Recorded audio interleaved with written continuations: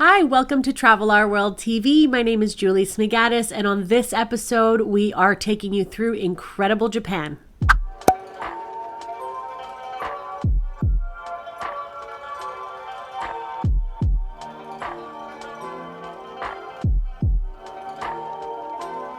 Back in 2019, we were able to go to Japan twice, once in April for the cherry blossoms with myself and just my husband Bernardo, and then again in December with my husband Bernardo, my daughter Eva, and my partner in Travel Our World, Olympia. I never dreamed that I would ever even be able to go to Japan once, let alone be able in 1 year to get there twice.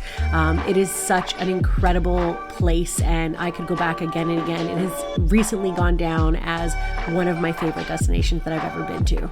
So in this video, we're going to take you through some of the highlights of our favorite places. We managed to see a few different cities. We were in Tokyo, Kyoto, Osaka. We did a couple side trips that included Kobe and Nara. And this video will just focus on a few of the highlights from each of those destinations that we absolutely loved. Tokyo is jam-packed with some pretty amazing hotel options. Each area of the city is a city in itself. So we stayed in Shinjuku. Shinjuku is probably, I'd have to double check, but I guess the size of Toronto. There's other areas, Shibuya, Aokigara. All of them are major, huge city sizes, but they're all within the district of Tokyo. And it is pretty incredible. We had some decisions to make when it came to our hotel, and my husband got I guess you could say, the pull on where he wanted to stay, and we ended up at the Gracery Shinjuku.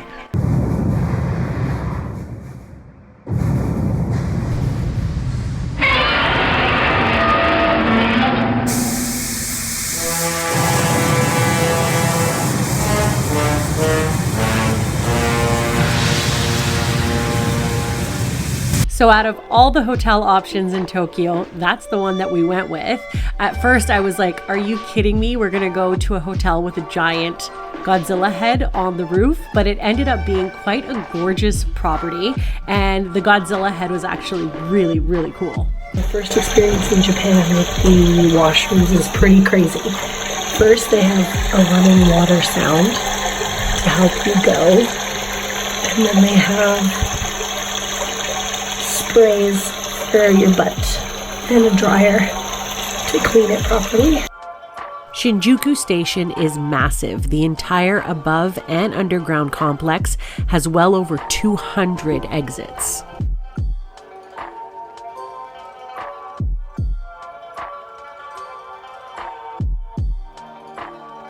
On day one, we did a walking tour with Urban Adventures called Tokyo's Temples and Shrines.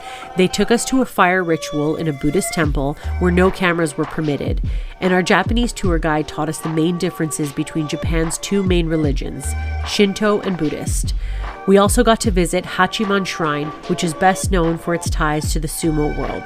It is said to be the birthplace of Kanjin Sumo, founded in 1684, and the origins of professional sumo wrestling.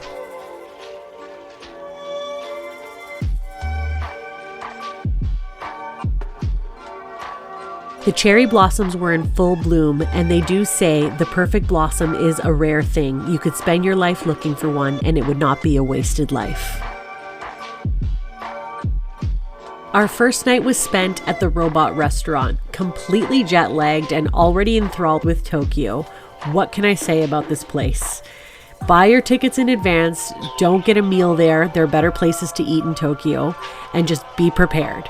You will be mesmerized, captivated, fascinated, completely confused, and fully entertained.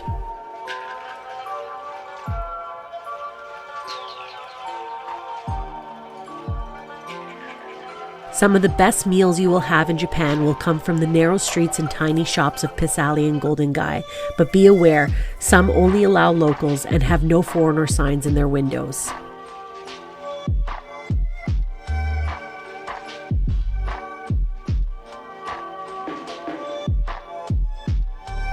Team Lab Borderless is an Instagrammer's heaven.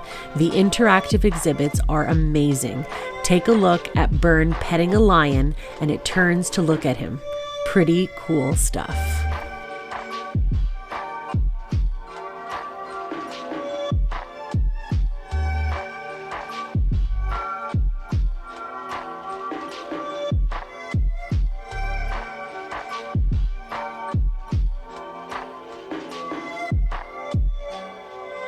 Akihabara is also known as Electric Town. It is where you will find tons of arcade games, anime, and comic books.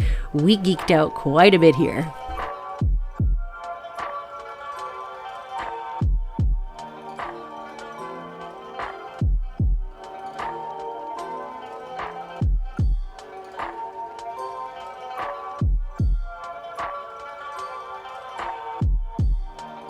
Shibuya Crossing is rumored to be the busiest intersection in the world, like a giant beating heartbeat, sending people in all directions.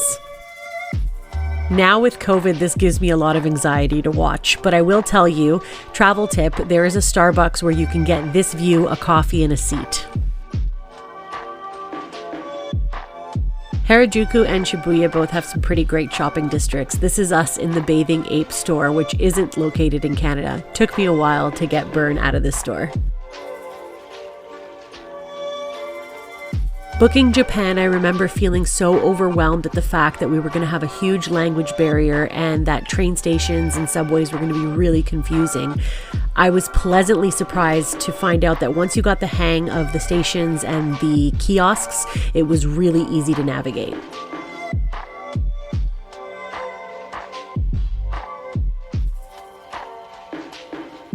Aokigara, aka Suicide Forest, has a dark history, but it is surprisingly serene and peaceful.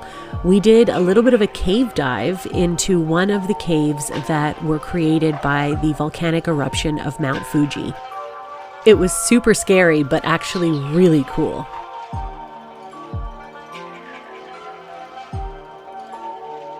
Leaving Tokyo, we arrived in Kyoto, arguably my favorite Japanese city because it's everything you want Japan to be.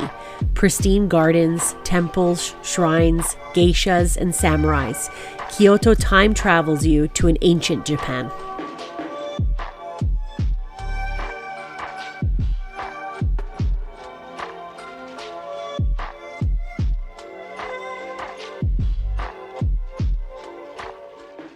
Hey guys, Bernardo here. I'm sure you heard of me. I'm usually the guy behind the camera, but Julie requested me to get on here and tell you kind of my experience in Japan and why we wanted to go. Growing up in Spain, most of the cartoons were anime, so we were already exposed at a young age to Japanese culture. And now as an adult, I'm a huge fan of film, and one of my favorite movies is The Last Samurai. You can ask Julie, I watch it all the time. I go to bed listening to the score, and I was the one who was really pushing to go to Japan. One of my favorite travel moments that I ever had was getting to Fushimi Inari in Kyoto, which is the Torii Gates, and telling Julie to download the soundtrack or the score for The Last Samurai.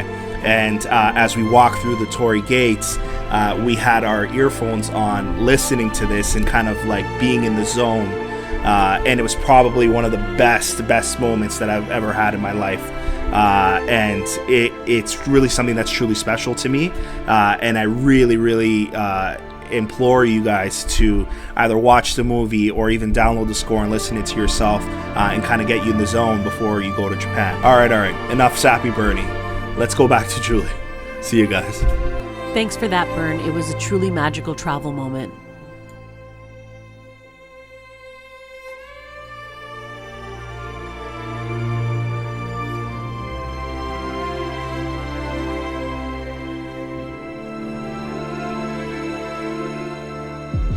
Nara is a quick train ride away from Kyoto or from Osaka and is well worth the trip.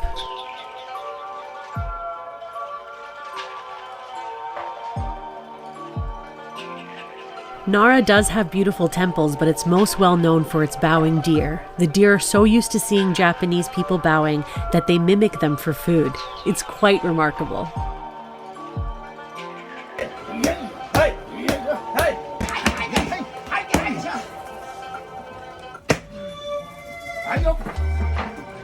We've now arrived at Osaka, where we visited Osaka Castle, but spent most of our time on Dotonbori. This street is best known for its incredible food and amazing restaurant signs, which are quite funny.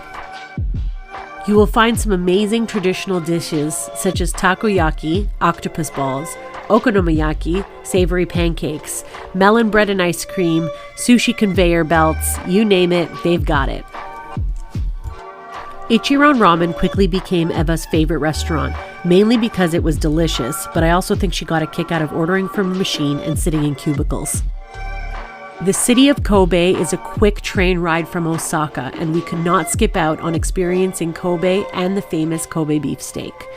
Be really careful because there are a lot of knockoffs out there, but this restaurant, Ishida, is the real deal. You are looking at one of the most limited pieces of meat in the world.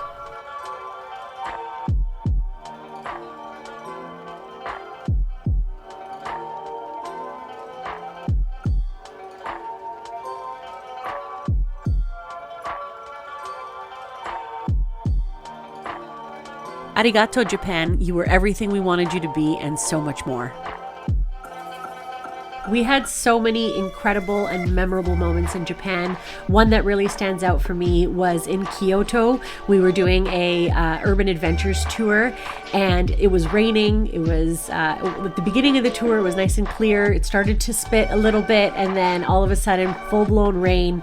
And we were cold, we were miserable, kind of walking around these back little streets, making our way uphill. Finally, as we got up the hill, the guide kind of stopped us in a location. The weather started to clear, and it was now nighttime, and we ended up getting one of the most beautiful shots that we have ever gotten as far as a kind of a quintessential Japanese picture of Hokenji Temple. And the shot is right here, but it's absolutely the perfect conditions with the wet ground and the pagoda in the background, and I hope you guys love it as much as I do. As you saw earlier in the video, we did take a day trip out to Mount Fuji.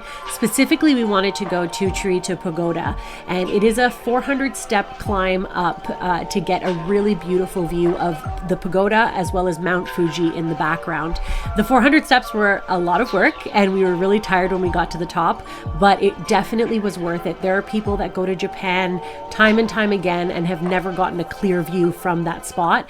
We had a glorious sunny day, and unfortunately, lapse in judgment, we were all taking in the views in real time and in real life that none of us decided to take video up there. So I have posted a picture right here for you guys to take a look at some of the amazing spanning views that we got from the top of that little lookout point. We really hope that you enjoyed this video. We really enjoyed making it. Japan is a dream, and we loved being able to share that with you. As some of you may have noticed, we have been hesitant in posting videos lately, with everyone's country's borders pretty much closed and travel being at a standstill. We've struggled with the fact of wanting you to wanderlust, but then at the same time hesitating on making people wanderlust in a time when they really can't go anywhere. We thought that maybe we could do something fun for the next couple videos while we are still kind of basically locked down or restricted when it comes to travel. And we can bring some really amazing places to your homes through food. And that meaning that we would basically be able to show you some travel highlights from some of the places that we've been, but then focus on a dish from that place, whether that be a restaurant that we went to and a dish that we really like there, or a national dish from that country. And we're thinking maybe only doing one or two videos like this for the next little bit, just to see if you guys like the idea. If you do, please comment below. Make sure to like and subscribe so that you know when we are releasing these videos. But I do want to get your idea on what you guys want to see. What are some of the dishes or some of the countries that you maybe want us to focus on? We can give you a little bit of travel knowledge, and we can help you kind of put together a simple dish to make in your home and bring travel to you. Thanks for tuning in, and remember, at Travel Our World, passionate travelers are wanted.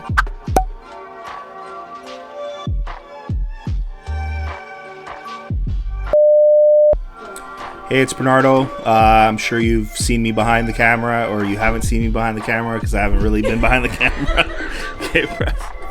Get in front of the camera at Julie's request, and no. Hey, everybody, what the was that?